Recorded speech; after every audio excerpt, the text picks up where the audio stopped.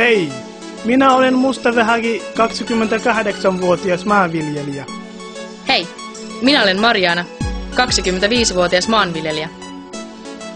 Jokaisella ihmisellä on oma käsityksensä siitä, millainen tulevaisuus meitä odottaa. Se ei kuitenkaan tarkoita sitä, että kaikkea voitaisiin ennustaa.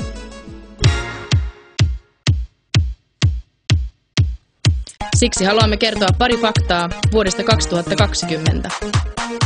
Vuonna 2020 kaikilla on kiire, joten ihminen on oppinut tekemään kaiken nopeammin.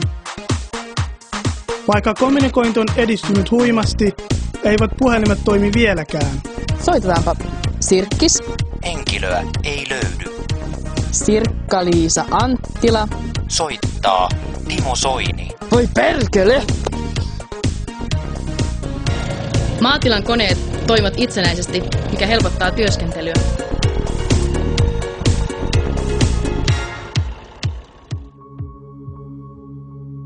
Minun ei ole ikinä tarvinnut miettiä sitä, miksi halusin maanviljelijäksi.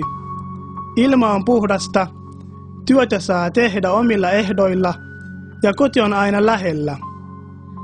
Kaikki asiat olisivat ihan hyvin ilman yhtä pientä ongelmaa. Ruoka on loppu.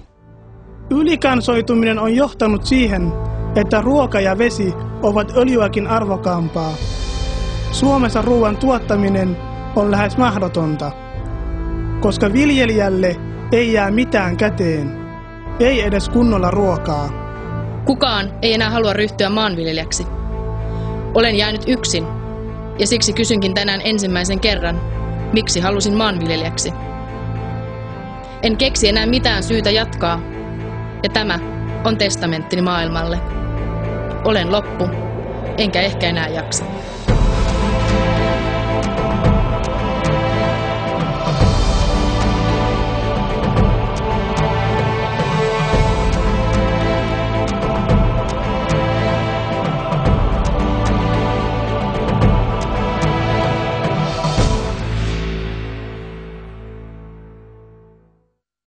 No että kai te nyt luulet, että nämä meidän sankarit näin helpolla luovuttaa. Kahtokaa nyt. Tuossa ne nyt menee taas töihin.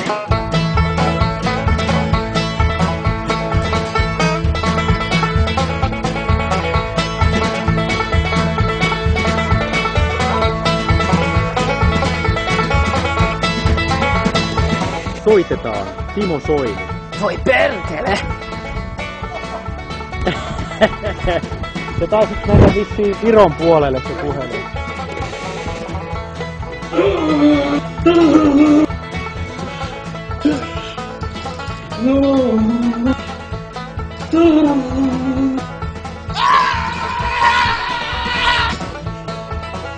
Se oli hyvä huuto, mutta tuli kuolema lopussa.